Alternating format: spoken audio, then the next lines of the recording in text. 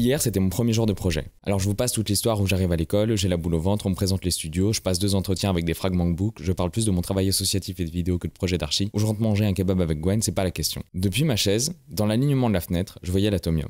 L'Atomium, c'est un peu la Tour Eiffel belge.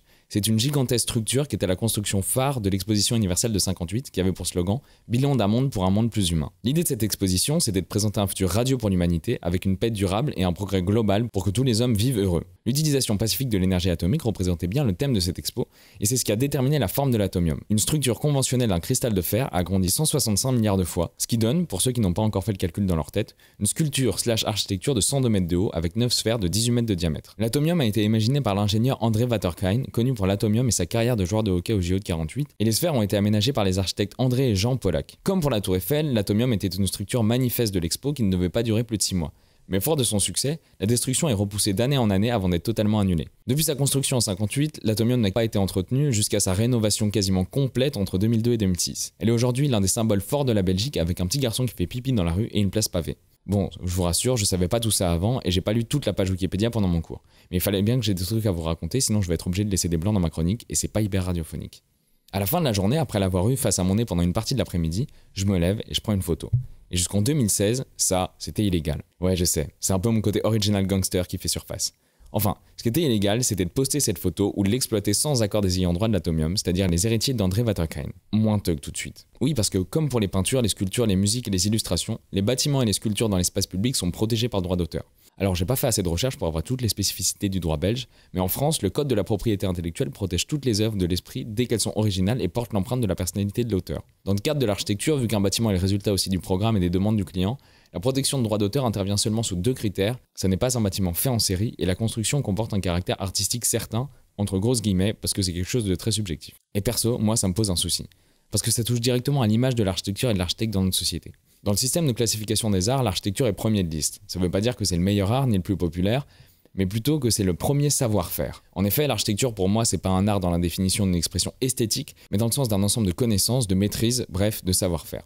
L'architecte n'est pas un artiste, c'est un artisan. Lorsqu'un architecte participe à la construction d'un bâtiment, ça ne devrait pas être l'expression d'une sensibilité artistique propre qui devrait prévaloir, mais sa capacité à résoudre des problèmes, à mettre en espace les problématiques d'un bâtiment. Et surtout, ce bâtiment, il le fait pour un client, pour quelqu'un d'autre. Un bâtiment, ça n'est donc pas une œuvre. Affirmer que l'image de la construction appartient à l'architecte concepteur revient en premier lieu à oublier toute l'équipe de maîtrise d'ouvrage qui était dans le processus, et surtout cela renforce l'image de l'architecte artiste, qui est pour moi l'une des principales causes de l'isolement des architectes aujourd'hui.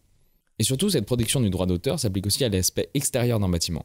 Donc une photo d'une rue, de l'espace public, techniquement on ne pourrait pas la publier sans l'accord de chacun des architectes de l'ensemble des bâtiments sur la photo. Une étape de plus donc dans la privatisation de l'espace public. Alors bien sûr, je vais à l'extrême, ça n'arrive jamais d'avoir à aller jusque-là. Et dans le cadre de structures connues ou de sculptures dans l'espace public, bien entendu qu'on applique cette protection du droit d'auteur.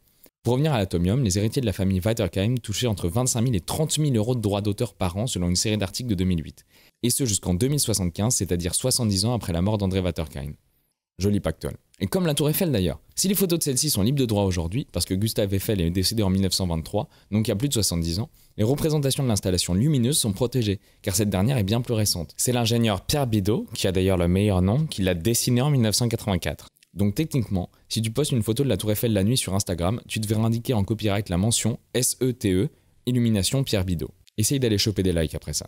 Heureusement ou malheureusement, le joli pactole de la famille Waterkijn, il a été gravement réduit en 2016 avec l'introduction de la liberté de panorama. La liberté de panorama, c'est l'exception au droit d'auteur par laquelle il est permis de reproduire une œuvre protégée se trouvant dans l'espace public. Cette particularité légale, elle existe en Allemagne depuis 1876 et elle rend son caractère public à l'image de l'espace public. En Belgique, c'est le parti Open VLD qui a proposé cette loi en juin 2016 et elle a été publiée en juillet 2016. Pour la citer, elle autorise la reproduction et la communication au public d'œuvres d'art plastique, graphique ou architectural destinées à être placées de façon permanente dans les lieux publics, pour autant qu'il s'agisse de la reproduction ou de la communication de l'œuvre telle qu'elle se trouve et que cette reproduction ou communication ne porte pas atteinte à l'exploitation normale de l'œuvre, ni ne cause de préjudice injustifié aux intérêts légitimes de l'auteur. En gros, pour faire simple, tu as le droit de prendre en photo un bâtiment ou une œuvre qui se situe dans l'espace public. Et ça, c'est plutôt cool. Cette loi, elle a d'ailleurs été portée par Bart Somers, qui était en 2008 bourgmestre de Malines et qui a organisé une exposition pour les 50 ans de l'expo. Face à cette spécificité du droit, il a lancé un appel à des graphistes pour masquer l'Atomium sur toutes les représentations de l'exposition. J'ai trouvé très peu de traces de cette action, mais à chaque fois, l'Atomium était tout simplement découpé et remplacé par un fond noir. Il souhaitait ainsi appeler à une action ludique de guérilla culturelle. Et franchement, je les trouve hyper belles les photos sans l'Atomium.